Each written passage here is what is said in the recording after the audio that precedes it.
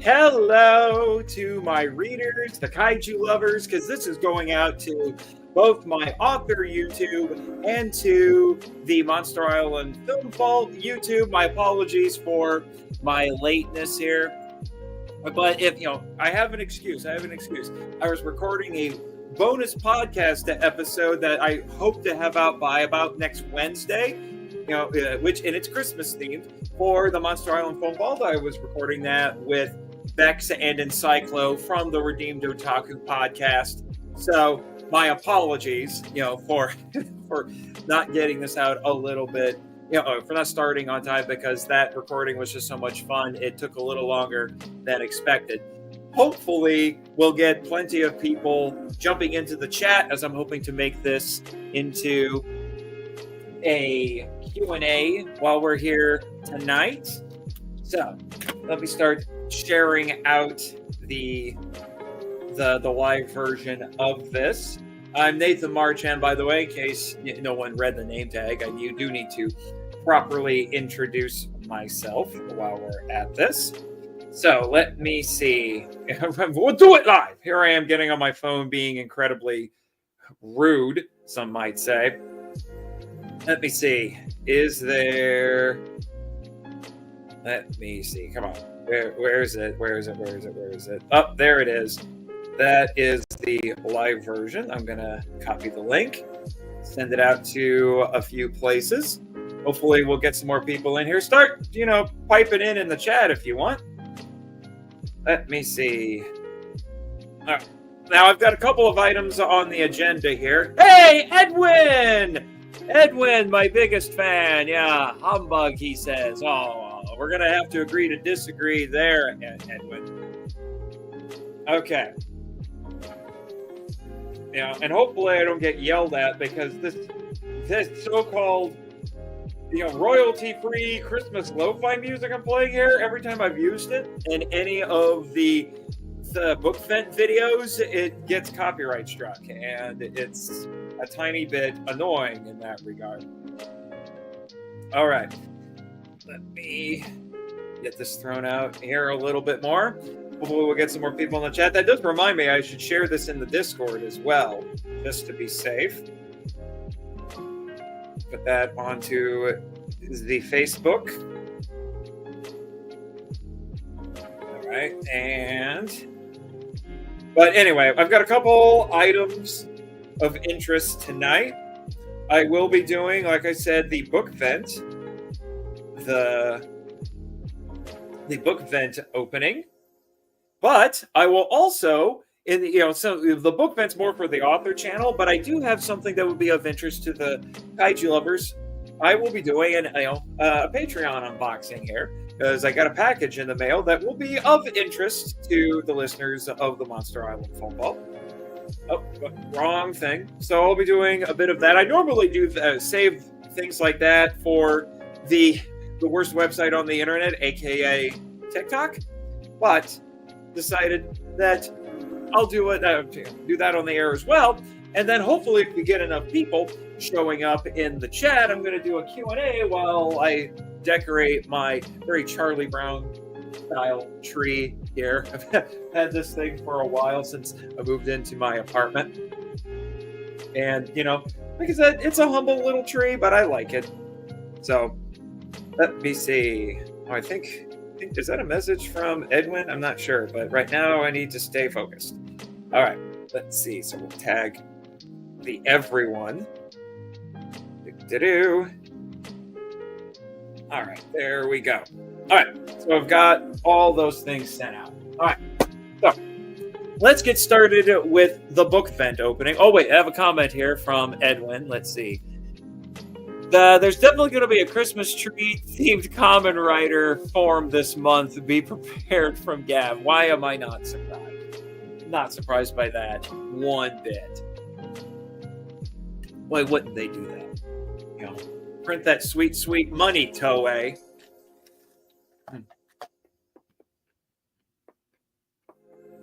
So I'm being a little rude. Got myself a Cajun and peanut mix here because didn't have time to have a proper dinner. That's going to wait till after the stream. All right. So, let's do the Bookvent. So just to prove it, this is day 13. Actually read this one correctly. We'll take the tag off there. Now, the clue. This is one of the most nebulous clues out of the whole set that I've had so far. It just says, "Phew." So apparently it has to do with smelling bad. It is a hardback book. I can tell that. It's a hardback book. You know what? There's a couple more spots that I want to share this out before we get into this. Let me see here. Can I make a post out of it? No, doesn't look like I can. Wait, repost on YouTube?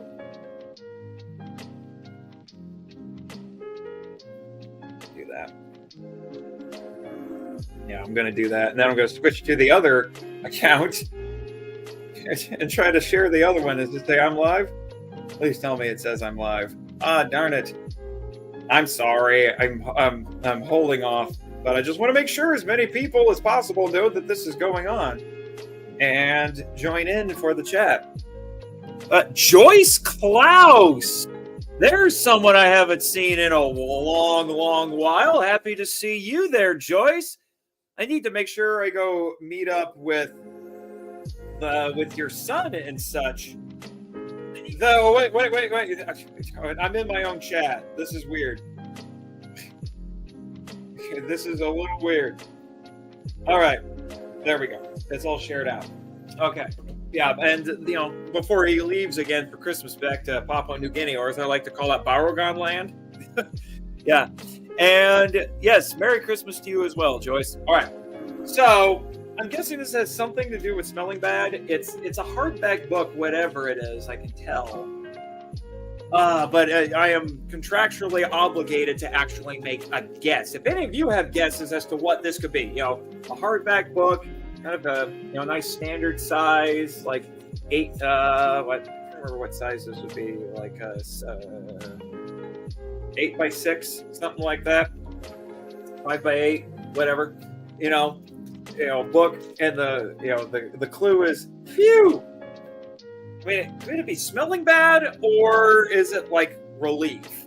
It's like phew. Like you're wiping sweat off your brow after narrowly avoiding death from I don't know.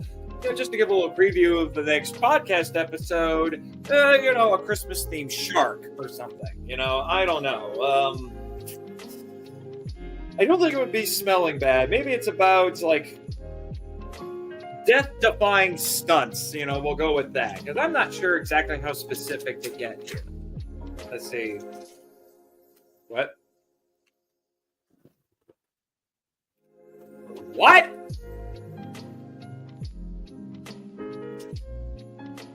I don't know how this clue relates to this book at all. Someone's going to have to help me here. I don't get this. I really do not get this. I have not read this book yet from an author I like. I have not read this yet, and how does this relate? I don't understand. But it is the utter relief of holiness. I guess that's part of it. It's the relief part. It's like, phew. So I guess it's still a weird clue for this thing. But yeah, this is an John Eldredge book I have not read yet. I kind of forgot that it existed. So I think I understand it now. But there you go. There you go. So, that's the opening. And now let's do this little unboxing here. And I'm already wishing I had brought my knife or a pair of scissors. Yeah, I'm gonna have to use my bare hands here. I know what this is. This was purchased with some of my Patreon money for the Monster Island Film Vault this month. It is not a Patreon request, and I will admit it's more kaiju adjacent than... Yes, Bex, just in time for the unboxing. Redeemed Otaku there. That's who I was just recording with. If you want to see what the Bookvent opening was, it was this. And the clue was phew, Phew, with 3 exclamation points. Took me a few minutes to figure out what that even meant. Okay. But anyway, this is more kaiju adjacent. But it is something that Damon Noyes and I have talked about potentially covering, so he might make it a Patreon request. Or I'm just going to, when I get to a point where I'm just going to start grabbing stuff off of my master list to cover, will be one of them. And there you go. This is an out-of-print Blu-ray from Vinegar Syndrome. Ilya Muromets, or as it was known in the U.S. in a dubbed, truncated form, The Sword and the Dragon, which was also an episode of MST3K, which is how I know this movie, but it's actually a Russian fantasy epic made in the 50s, if I remember correctly. Let me see. Does it say when it was made? I'm pretty sure it was in the 50s. I don't see where it says that, but it was in the 50s. Pretty sure. And like I said, it has a 3-headed dragon in it. Doesn't that sound familiar? Huh. But yeah, so it's like I said, it's supposed to be a Russian fantasy epic based on a folkloric hero. And this is a nice set, I gotta say. Checking out this set right here. This booklet, this is a hefty booklet. This is a very hefty booklet. We'll look at that in a second. So we got some reversible art there. This is why I love physical media. And then let's take a look at the disc itself and make sure it's in good shape. It's a Blu-ray, so they're practically indestructible. Yeah, it looks like there's some... I see a little bit of blurring in there. Oh, no, I'm just seeing the artwork. I'm just seeing through to the artwork on this thing. No, it's not blurring. Totally fine. It's totally fine. So the disc is fine. But like I said, it's got some reversible artwork. I did not get the one that has the hard shell case, even though I do like those. It would have been even more money for something that's already out of print. And, and the artwork that was on it, I can already see on the back of here anyway. It just would have looked, a little bit fancier on the shelf. But I will admit, having only seen the American version of this on MST3K, it's not a big enough thing for me to invest that much money in. But still, I wanted to have this because there aren't, if Damon was asking me, it's like, are there Russian kaiju movies? Because we have a character named Rushbot on the show. And I'm like, I can't really find any, as far as I know, no real, kaiju movies out of Russia. The best I can do is stuff like this, which are really just fantasy epics that have dragons or such in it. And I don't consider dragons, for the most part, to be kaiju, but they are very kaiju adjacent. But I'm sure that's something that Damon and I will get into in season 5, because his Patreon pick for season 5 is the early 80s American fantasy movie Dragon Slayer, and he makes the argument that the dragon in that movie is technically a kaiju because they say it's a wyvern, but it doesn't quite fit the bill for a wyvern, which means it is technically a strange beast. So that would be a kaiju, because that's what kaiju means in Japanese. It means strange beast. So here's the booklet that came with it. And this is one of the big reasons why I buy stuff from places like Vinegar Syndrome. It's not just because they do fantastic releases and I'm a huge physical media fan. It's because I want the special features and I want these booklets with their essays and such for research material, because that is one of the trademarks of my podcast, is that they are very learned and well researched. So, take a look at this. Yeah, so we got an opening essay here on the booklet. Got some nice pictures in there.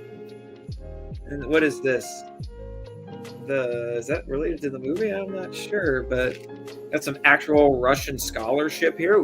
Some really interesting stuff. Probably talking about, Russian fantasy cinema or something. Man, these pictures. This is really nice. The text is a little tiny, but, I don't need to wear glasses somehow, so may not need it, Oh, that's a nice double-page spread there. So, we're going to talk about very soon, perhaps. You'll talk about Russian fantasy movie with 3-headed dragon.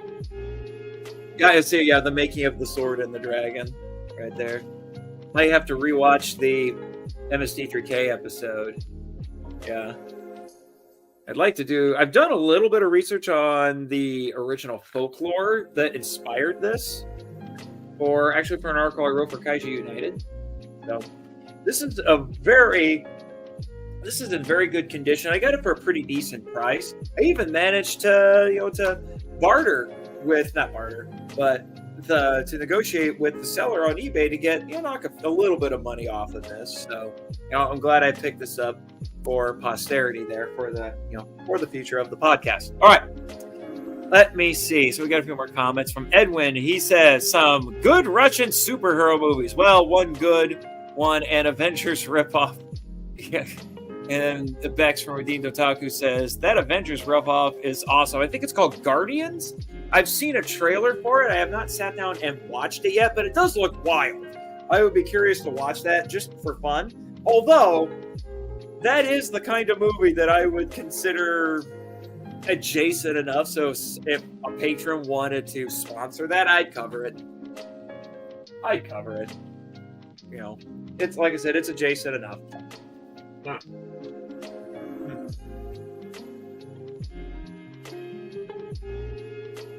So there you go.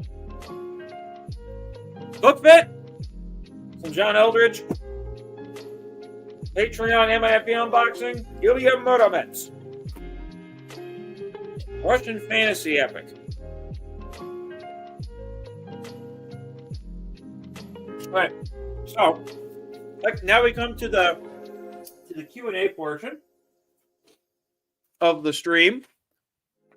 I hesitated to call it an AMA and Ask Me Anything because I feel like that's potentially asking for trouble. But I know we've got a handful of people in the chat right now, so feel free to start throwing me some questions in the chat that I can answer for you. It could be related to the podcast, either one, or even some of the past podcasts that I've done, or about my books, writing projects, all that sort of stuff.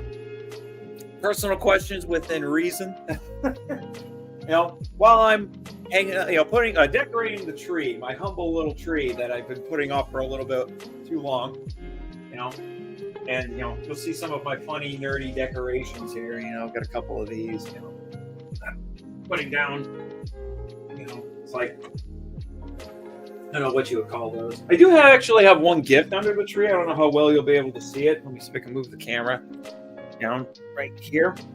Right there. Got one gift under the tree. That is actually from Damon Noyes. And actually, one of the other gifts he sent me is already on the tree. He sent me an ornament.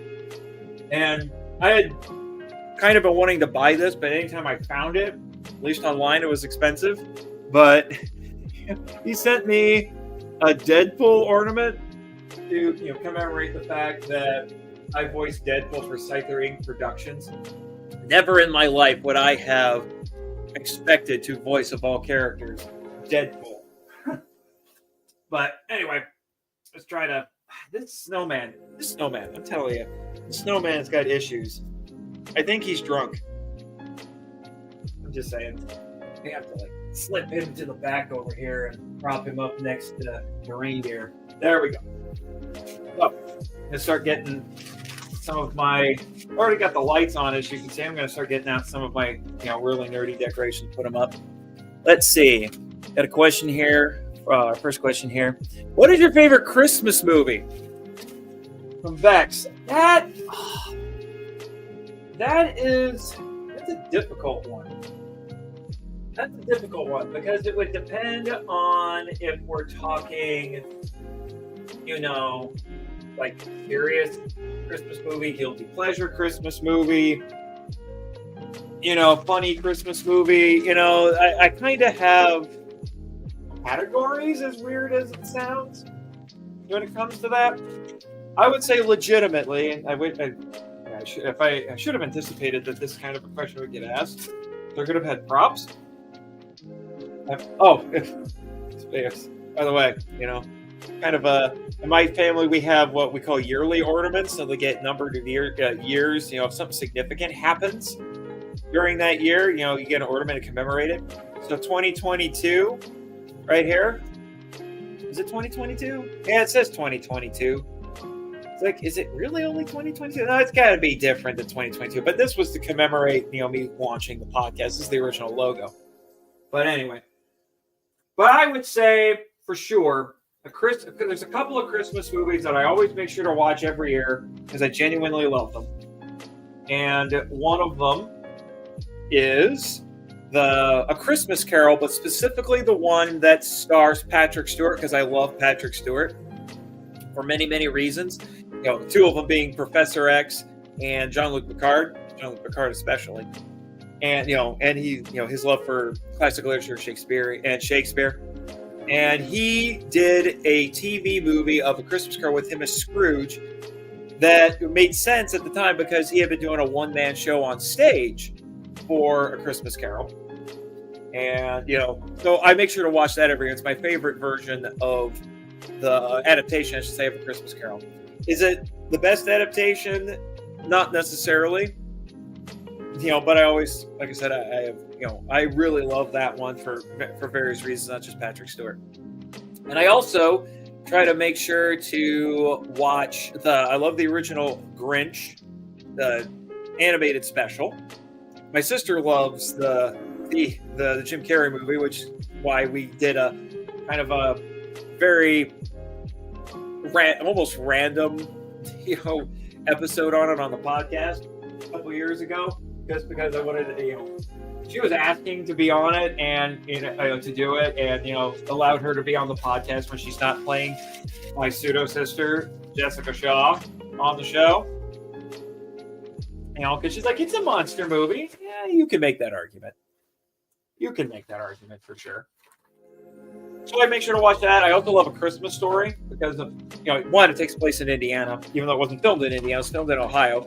And I love the quirky humor of it. Reminds me a bit of my grandparents because I always felt like their house was, kind of stuck in the, in the era of that movie. I think like that. There's a weird kind of nostalgia, a different kind of nostalgia attached to that one.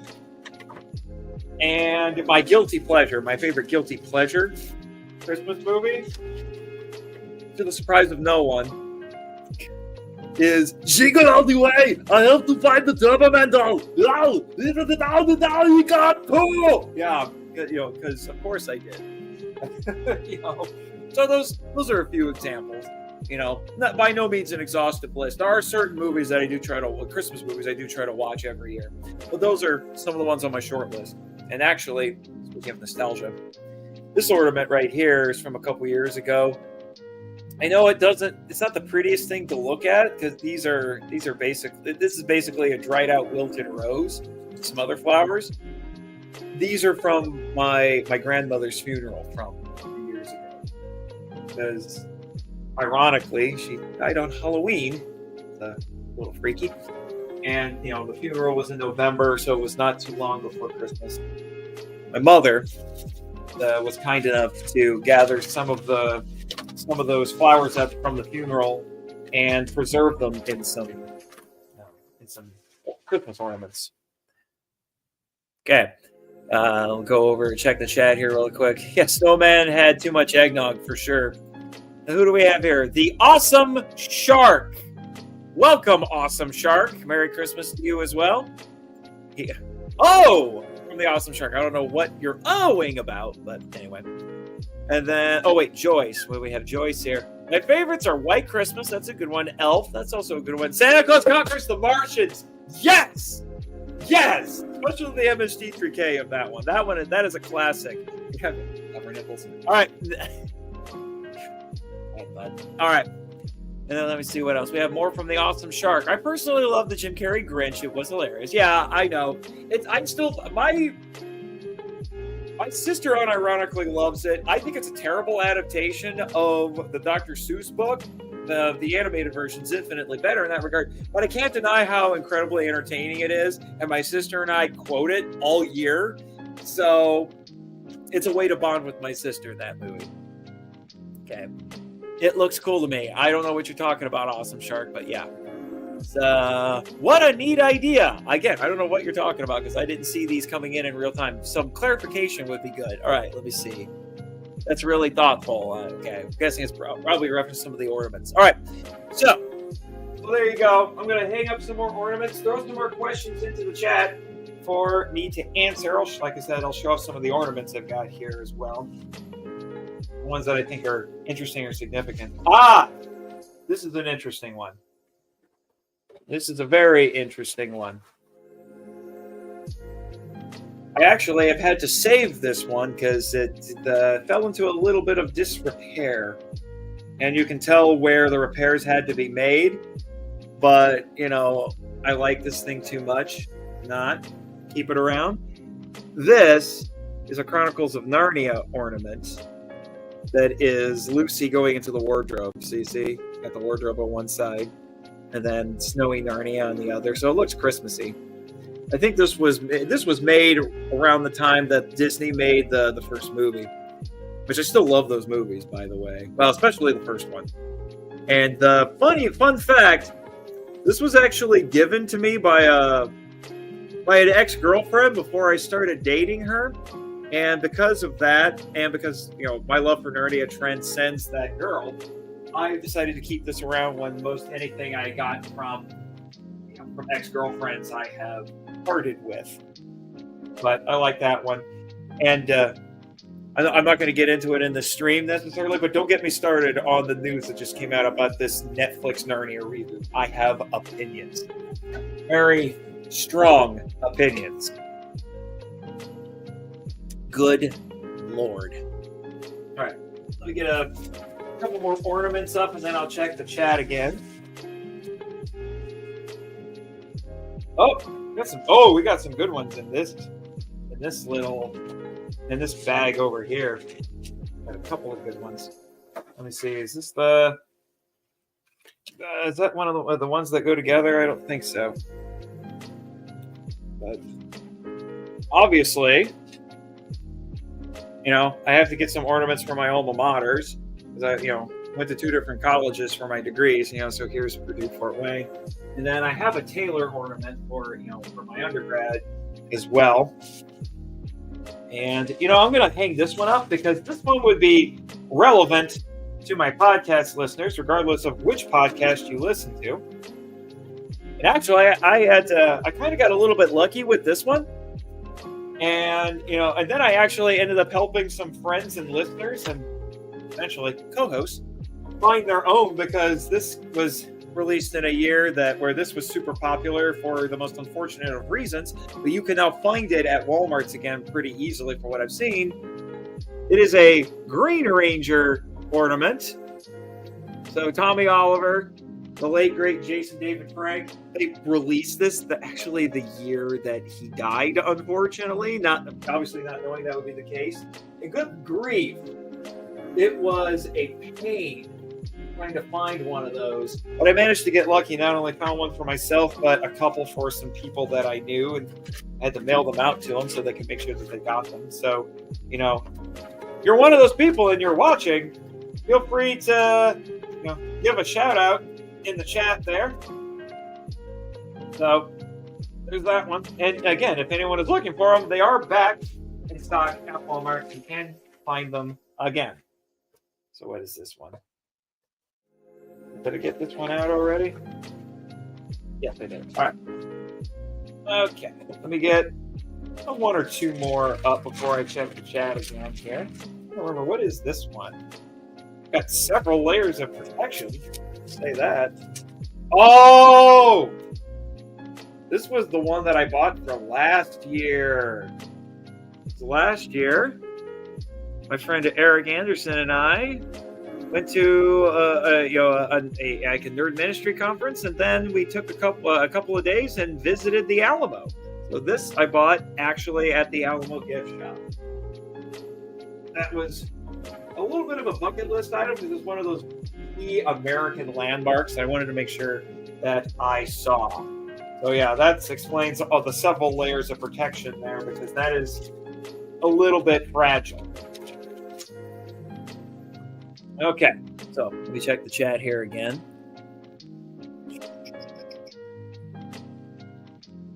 That is a bot. And I don't like what it's saying. That one's, I'm not going anywhere near that one. Wish I could delete it. Please let me delete it. Put user in timeout. There we go. Thank you. All right. Let me see. The ornament. Which ornament? The one with the flowers on my grandmother's funeral? I need clarification. The awesome shark. Let's see. Wow, that Narnia ornament's pretty nice. Yes, it is. And it is a little bit damaged. The door on the wardrobe broke off, and I had to glue it back on, and there's still some gaps because I didn't get all the pieces for it. But I'm not parting with that. Not at all. All right. Edwin here. Eustace was the best Narnia protagonist for me. Would you ever cover the Voyage movie for an episode? I would certainly consider it.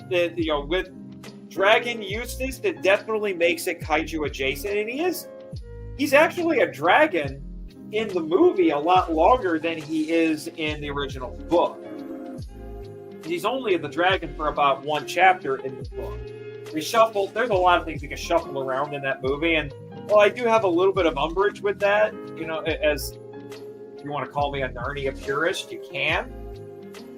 But in the long run, I didn't mind it, and yeah, I will take an excuse to talk about Narnia on my kaiju podcast. I mean, I already quote C.S. Lewis and Tolkien on these tokusatsu related podcasts. So, when I'm doing analyses.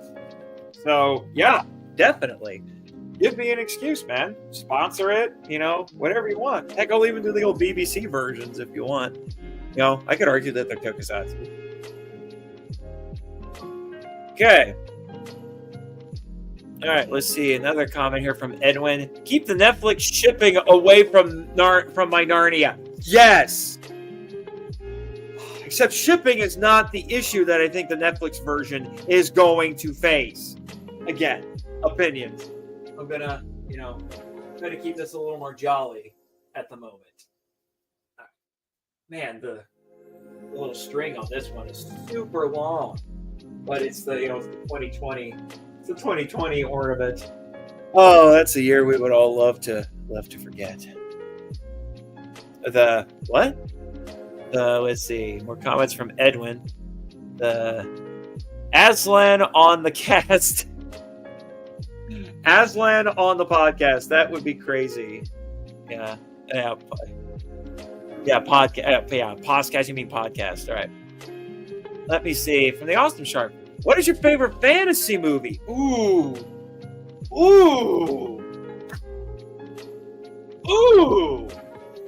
It's an interesting one. It's an interesting one because, believe it or not, I actually don't enjoy, even though I've consumed a lot of it, and all that, and I've written it as well. I'm not as into fantasy as I am science fiction. Regardless, favorite fantasy movie. Well, my favorite novel of all time is The Lord of the Rings. But would I say that the Lord of the Rings movies are my favorite fantasy movie? That's a little bit of a cop-out, I think. Even though I do think they're great. I do have my issues with them. And what? These are not Christmas ornaments, but they are decorations. So I will, like a weird little nativity set. So I'll save those for later. I'm focusing on the ones that go on the tree. Favorite fantasy movie. I wish I could get a better look at my shelf right now to give a fuller answer to that. And also, I don't want to get too deep into what qualifies as fantasy or not.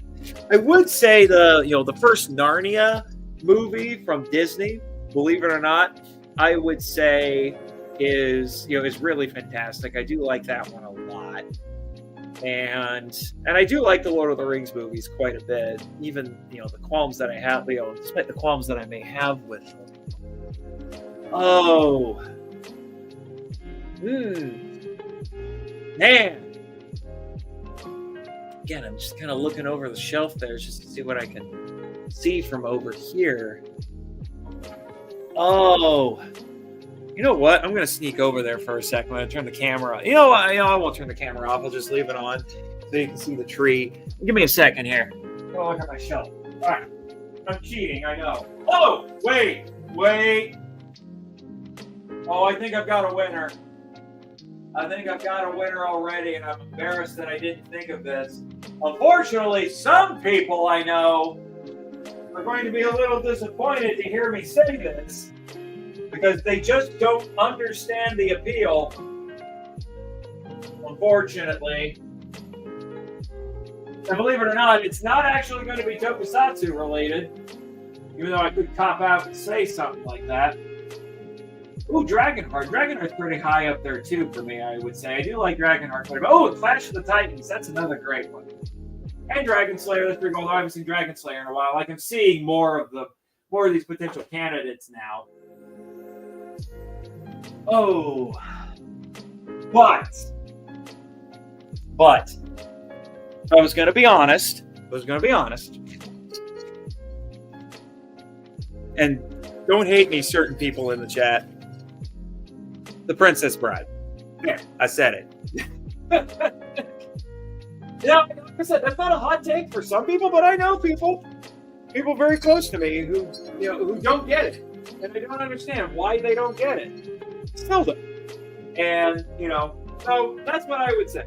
I would say The Princess Bride. I like the book as well. The book is really good. It's one of the book is actually one of the few exceptions I would say to the book is always better than the movie rule, because I would argue that the book and the movie kind of break even. There are some things I like in the book a lot more than the movie, but then there are things in the movie I like more than the book.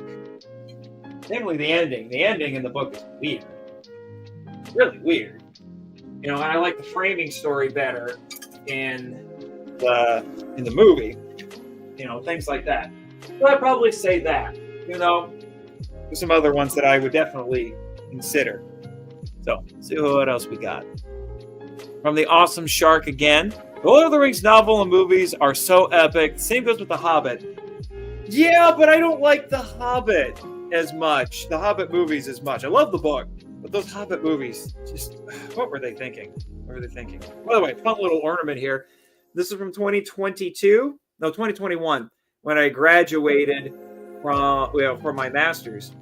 And, this is the picture my sister took of me, wearing my cap and gown, and the little ribbon that's kind of tied on here is actually pieces of the program from my graduation ceremony. So there you go. Scratch it off your bingo card. I mentioned I have a master's degree. All right. Let me see. Edwin Gonzalez, best Christmas special TV show. Well, I already kind of mentioned it a little bit, which was the 60s adaptation of The Grinch, directed by Chuck Jones of Looney Tunes fame. It's absolutely fantastic, and it actually had direct involvement from Dr. Seuss, which made it even better. So that one would definitely be high on my list. I should also mention another favorite Christmas movie of mine, another Christmas Carol adaptation, Muppet Christmas Carol. It takes a fair amount of liberties with it, but at the same time, well, first off, you can't go wrong with the charm and spirit of the Muppets. But there was also the last Muppet, I think, anything that was made before Jim Henson died, creator of the Muppets.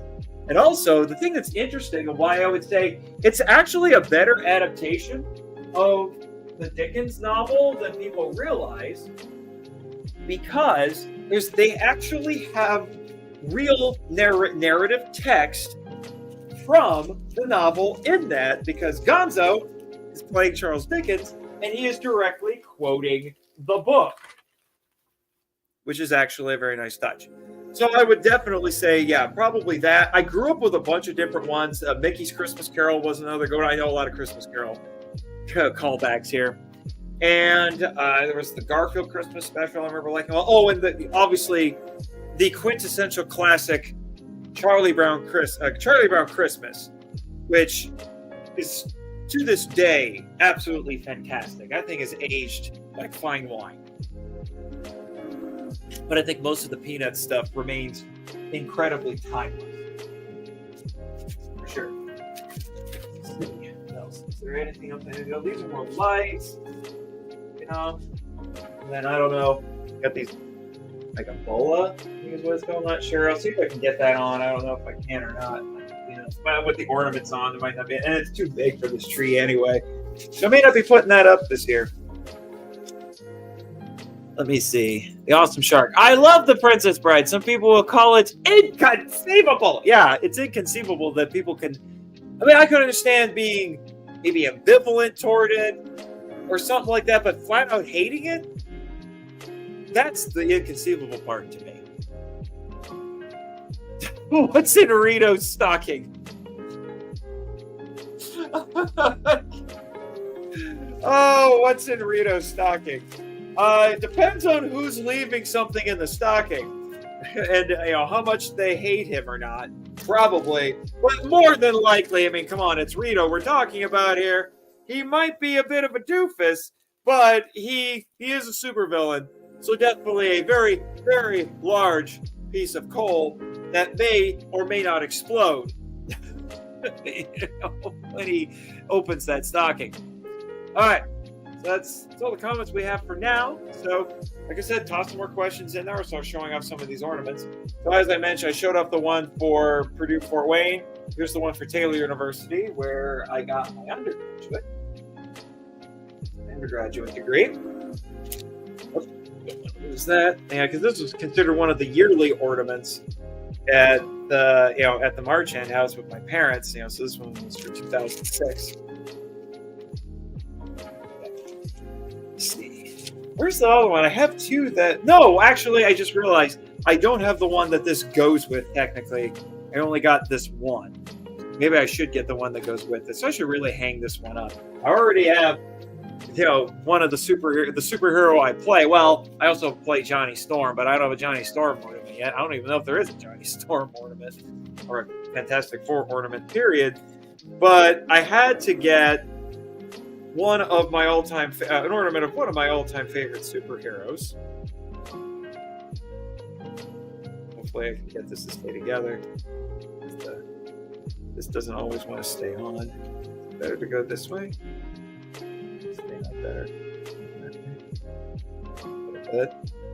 But yeah, Captain America, specifically the Chris Evans version. This is from Civil War. There's an Iron Man ornament that goes with this, so you can make it look like they're charging at each other, like in the movie.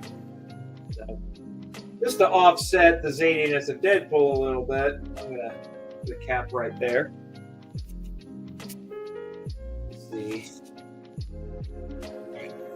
So far, I haven't gotten yelled at by YouTube, so I guess even though they were copyright claiming this so-called copyright-free music, they're still letting it go. All right. Let's see. Got a few more in here. People are really racking their brains for those questions. Oh, this has a couple of ornaments. Yeah, Curtis, Doctor Who. Although I will admit, I haven't been following it for a while because I haven't liked the direction that the show's been going for 2 years now. But I still love the old stuff. And I don't just mean the new old stuff. I mean, like, the really old stuff. The Stees and such.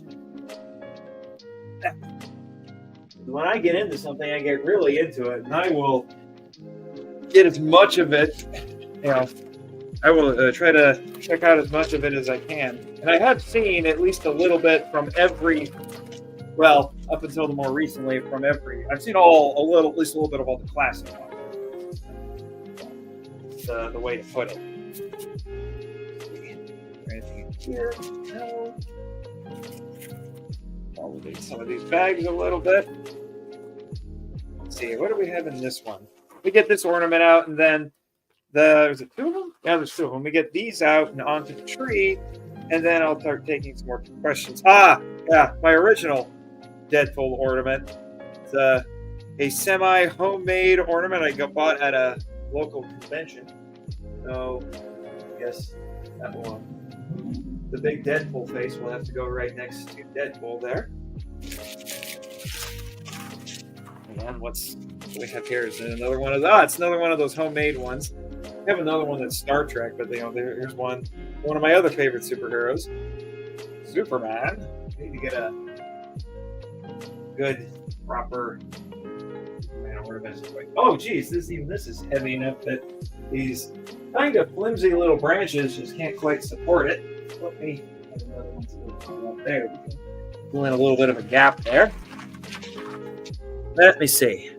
Got some more comments here. Most of them from Edwin. Let me see. And let's hope What If has a better holiday episode if they have one. I'm not sure what exactly you're saying there. Edwin, please clarify. Will you watch the What If Season 3 Mecha episode? They just dropped the clip for it today. That's an interesting question. I think I've heard about that.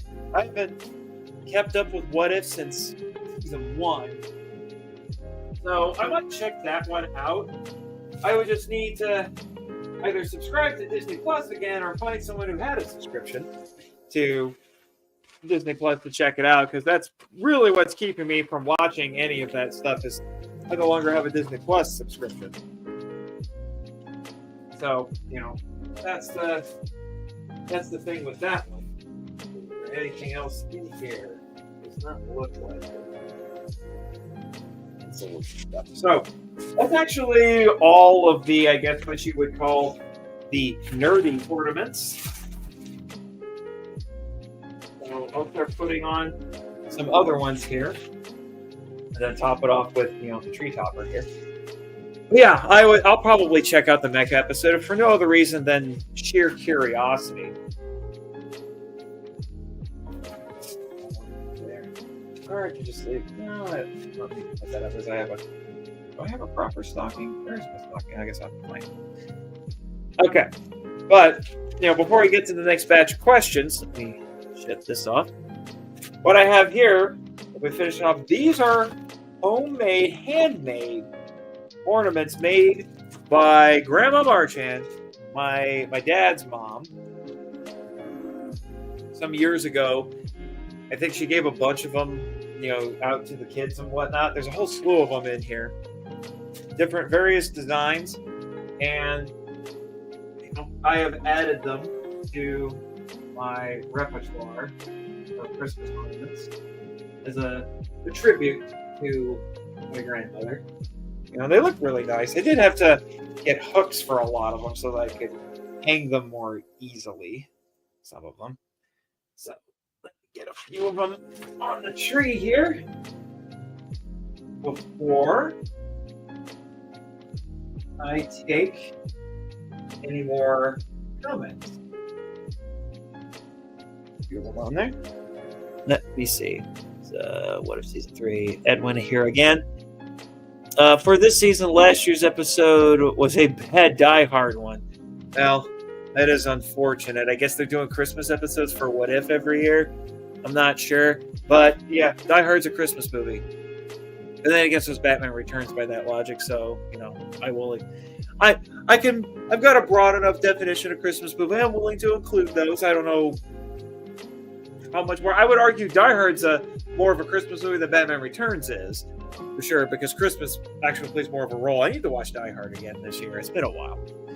And then Rob Buck, my friend from over at the Power Chamber podcast. Good to see you in the chat.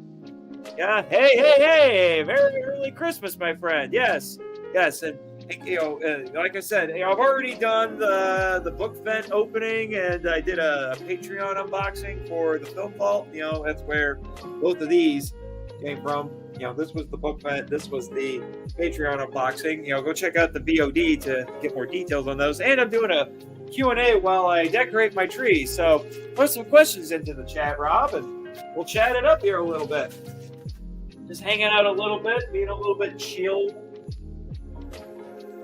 But it seems a little strange coming from me. Oh, for a second, I thought the music was going to quit on me. Yeah. They supposedly copyright-free music that YouTube still tries to copyright, but it just lets me use it anyway. So why does it bother giving me a copyright notice when it's just going to let me use the music anyway? Oh, you know why? Because YouTube is stupid! Yeah, come at me, YouTube overlords. See if I care. Can take a little criticism? Well, whose fault is that? Okay. Some more on there. This one I can't. I've always wondered what the heck this. First off, I don't know what the heck this beef is supposed to be, and I can't figure out how to even hang it up on the tree. So I just let it hang out outside the tree. This is one of the more interesting ones from this little collection of homemade items. I don't hang this one up because it's not a really good spot to hang it up, but still, it's a nice design. So put that one down here. Running out of ornaments, people. And when I run out of ornaments, I think the stream is going to end. I know, sad, right?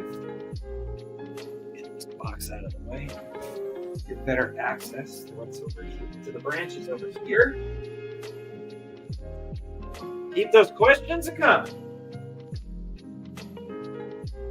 It could be Christmas. It could be about my writing, about the podcast.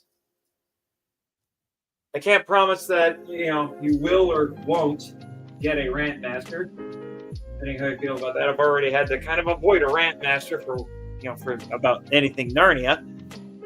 Let's see, what do we got here, Rob? Voltron is starting production next month. You think having a beloved giant mech franchise, having a star like Henry Cavill attached, could put some fresh eyes on Power Rangers? Oh, you mean like, okay, you're not saying that Henry Cavill's Voltron could get more people interested in Power Rangers. You think having a big star doing what they're doing for Voltron but with Power Rangers, could that be beneficial to it? The answer would be yes, and I would make the argument that they were trying to do that with the 2017 movie to a certain extent. With why is her name escaping me? The actress who played Rita in that. I know she was something of a star at the time. Now it's gonna bug me till I remember. But they had Bryan Cranston as Zordon in that, and that was, he was still coasting on Breaking Bad at the time, so he was a big deal. So you would have thought they would have added some star power there. But unfortunately, it seems like it didn't. Although, you've heard me, I've done 2 podcast episodes on that movie, and I've gone into great detail about why, Elizabeth Banks, that's who it was, about what contributed to the unfortunate failure of that movie, and I still lay most of it at the feet of the fans who were just not willing to accept it at the time, because I have definitely seen a shift in attitudes toward that movie in the more recent history. I think people are starting to come around on it. I like to think that maybe I contributed to that a little bit through my podcast. Heck, I even brought Michael around on it. So, do I think it would help? Yes. I do think it would, but it's got to be the right star. And who that would be for Power Rangers, I'm not entirely sure. Because I think you would have to make the right choice with that. Henry Cavill is a little bit of a strange one, I think, for Voltron, because I'm not sure who he's going to be in Voltron. And if you're going to advertise a big star like that being in, an iconic franchise-related thing like that, you would hope that means that they're going to be in the movie a lot. And a lot of times the way they mess with people is they say, hey, such and such big star is in this genre thing or this franchise thing, and then they're not in it very much. I don't want to call it a glorified cameo, but, they're not necessarily the star of the movie. It's like the example that came to my mind was Harrison Ford being in the Ender's Game movie. Well, he's not the star of the movie. He's not Ender, because, if you know anything about that classic sci-fi novel, obviously old Harrison Ford can't be Ender because Ender's a kid. But he's one of the, the big military commanders who's giving Ender orders and such. So he's in the movie. I would even say it's a relatively prominent role, but he's not the star. So I don't know what they're doing with Henry Cavill necessarily. So let me throw that question back at all of you. Who do you think would be a good star to throw into a Power Rangers movie? I'd love to hear your thoughts on that. Yes, Rob. Elizabeth Banks. Thanks. Okay, Edwin, Super Robot Monkey Team Hyperforce Go. I don't know what bearing that had on this conversation, but sure. And then more from Edwin here. Sorry, I meant what it is like to make people realize that Toku bled over a lot more into the American cartoons than they thought it did. I mean, Teen Titans and Super... Yeah, that is very true. Very true. Although I would say anime was a major influence, especially on Teen Titans, for sure. Let's see. They're worked on by the same guy who produced Avengers. Really? Earth's Mightiest Heroes. I love Earth's Mightiest Heroes. That was a great one. Oh, Cavill, Black Lion, but they hide his mustache. I know that. I understood that reference. I said using a reference. Let me see. Batman Ninja versus Yakuza League. I don't know enough about the Yakuza League. I've seen Batman Ninja, but I'm not sure what's going on with Yakuza League. The worth of view. Batman Ninja. I know Batman Ninja is worth watching at least once, I would say. Very, very anime inspired, but for sure, and martial arts movie inspired. But let me see. Going back to Rob. So, who do you think would be a good major star to throw in there? I'm still trying to rack my brain a little bit. It would also depend on which version of Power Rangers you want to go with. If you want to do MMPR, I think that would require a different set of, a different kind of, I guess, major Hollywood star. If you were going with a different incarnation of Power Rangers, some of the other seasons, that would, just trying to think. I think Time Force would be great for a movie. In fact, there's still rumors that Time Force was going to get a movie after the show, but, obviously that didn't happen.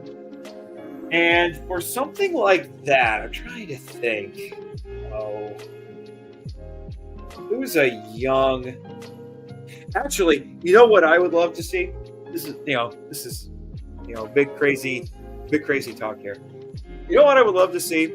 Let's make a Power Rangers movie using the cast of Cobra Kai. That's hardly an original idea, but I would love to see that. How epic would that be? I mean, there's already been a lot of talk with fans about how it's like Cobra Kai is the exact kind of tone that you would want for a modern Power Ranger.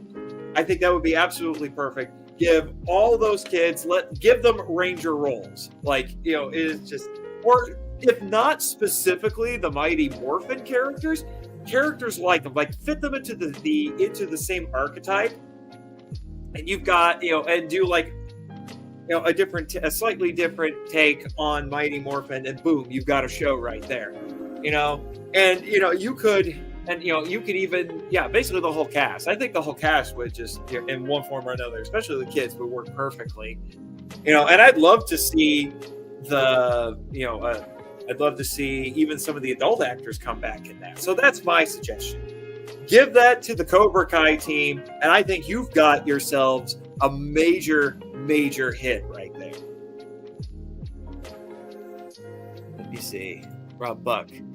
Better version of Hulk, Bruce Banner being the conscience in his head, or Smart Hulk? Not Avengers Smart Hulk, but it's a gamma cannon Hulk, not puny Banner Hulk, but Hulk is a genius.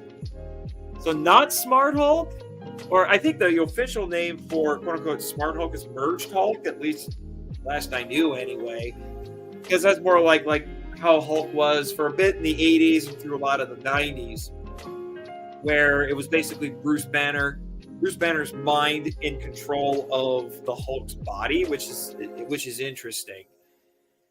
But even though the classic is always going to be the Savage Hulk, it's like, oh, Hulk smash, that one. So let me see. But it's Gamma Cannon, Hulk, not puny Banner Hulk, but Hulk is a genius.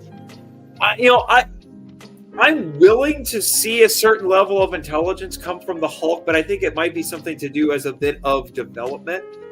Because I do love the Jekyll and Hyde aspect of the Hulk, which is where I think the merged Hulk, while an interesting concept, why it ended up not lasting, I think too long after the 90s, because I think a core component of the Incredible Hulk is that Jekyll and Hyde aspect.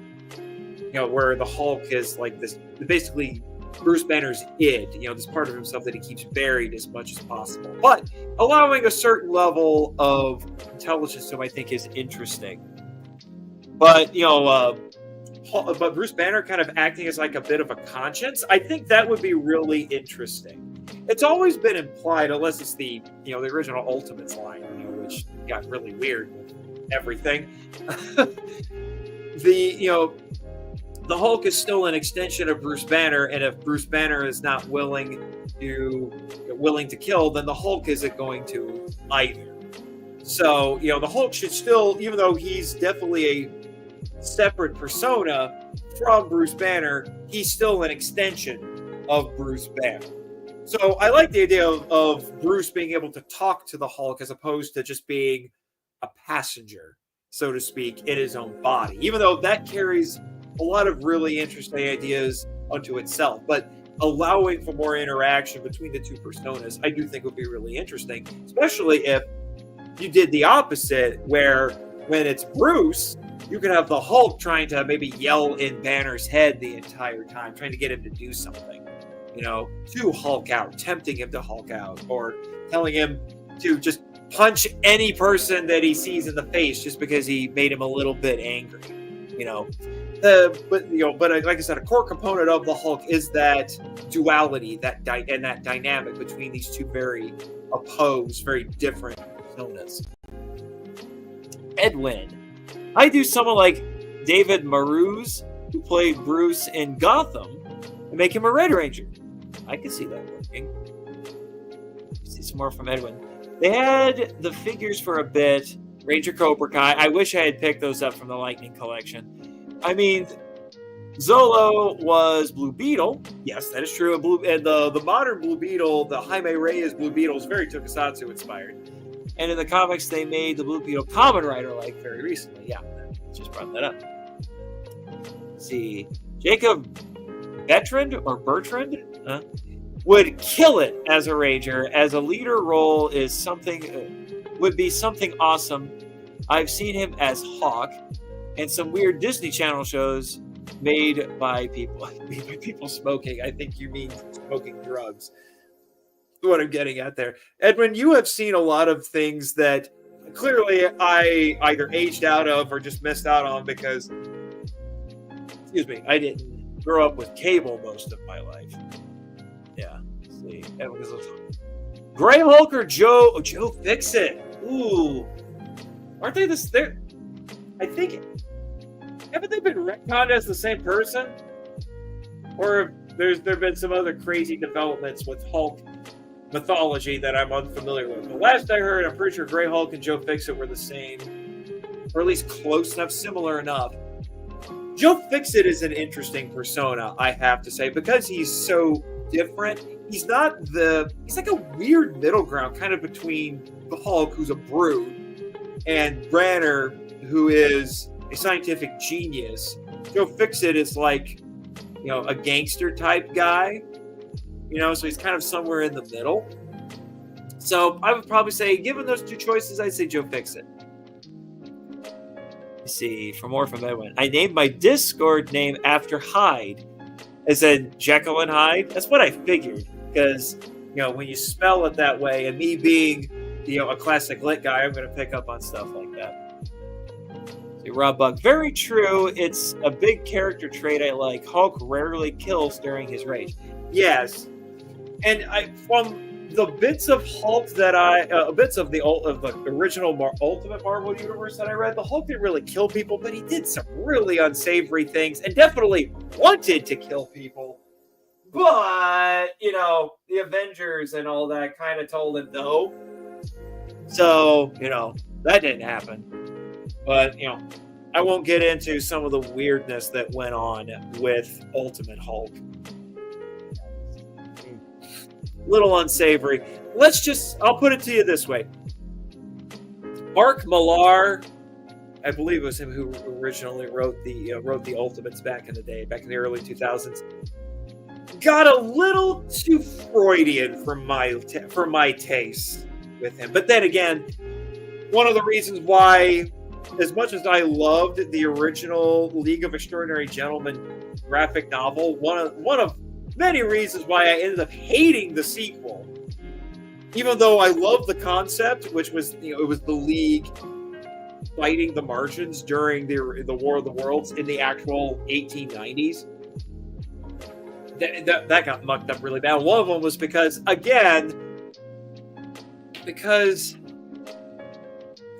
Alan Moore just can't help himself. He got disgustingly Freudian with Pride. Because, like I said, it's what he does. It's what he does. The man is arguably a genius writer who's written some seminal classics of comics. V for Vendetta, Watchmen, most especially. Some of his run for Swamp Thing. Some really good stories for pre-crisis Superman before the big post-crisis relaunch. All of that, an amazing library of work. He also wrote, shall we say, corny comics about classic lit ladies, and not all of them were of age. I'll put it at that. Lost Girls. Avoid it. It's not worth tracking them down unless you're just that effed up, I guess. Just don't bother. All right. So another comment here from Edwin. Touch the new Ultimates line? I think I'm not sure what exactly you mean by that. The old stuff should go in the bin. A lot of it should. I wouldn't say all of it. I know Ultimate Spider-Man seems to have fared the best out of all of the original Ultimate titles. I know that's the one people like the most. I think that's the one that I probably read the most. A lot of the other stuff I know, and I think some people do like Ultimate X-Men from back in the day, but not as much as Ultimate Spider-Man, it seems. And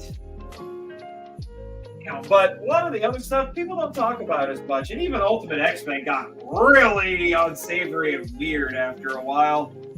Doing things like, making the Blob a cannibal because Marvel's made so many weird / bad decisions in the last couple of decades. Half the time, as much as I love them, I don't know what to do with them either. Well, it looks like I've basically got everything up. I just have this weird kind of random odds and ends activity set that I'll probably put up at some time. So, to cap things off, because I'm not putting the weird bola things on, because I already got the ornaments up, and I remember those things being a little too big and kind of covering up a bunch of stuff anyway. So, we're going to finish out the stream here in a moment by putting the star up on the top, and hopefully it won't droop over. I kind of have to fight with it a little bit because, I have a Charlie Brown style Christmas tree here. Well, let me see. We do have a few more comments. I'm going to hit these comments before officially signing off and putting the star on. So let me see. Edwin. Disney XD did Mecha, and it was good. Yeah, I think Mecha X4? Is that what it's called? Or 4X? Mecha 4X? I can't remember. The more you talk about that on the Discord, the more intrigued I've become about it. And more disappointed I am that not only did it not last longer than it did, but it didn't get some sort of release somewhere, like Disney Plus. I mean, Disney Plus at least, but I would have loved to have seen that on DVD or Blu-ray, but hey, Disney's become weirdly reticent toward physical media of late. And then finally here from Rob Buck. If I could, I would have definitely liked to see Brad Hawkins as a proper Ranger. Not just his voice, but Ryan Steele in Angel Grove. Speaking of, have you read Power Rangers Prime yet? I have it on my shelf. I keep putting it off because I've been keeping myself busy. And I also want to write a review of it for Kaiju United, so I'm trying to be a little more conscientious of that. Not only have block out time to read it, but also block out time to write about it as well. I have been hearing some interesting / good stuff. I haven't really heard any bad reviews or bad takes on it quite yet, which has given me a bit of hope. And the fortunate or unfortunate thing is, because I told the closest comic shop to me that I was interested in getting that, they basically put Prime on my pull list, so I probably have to walk into the shop and pick up issue 2 now anyway. So, I need to get around to it. But in my defense, I still haven't gotten to the Ultraman Avengers crossover yet either. You would have thought I would have read that by now.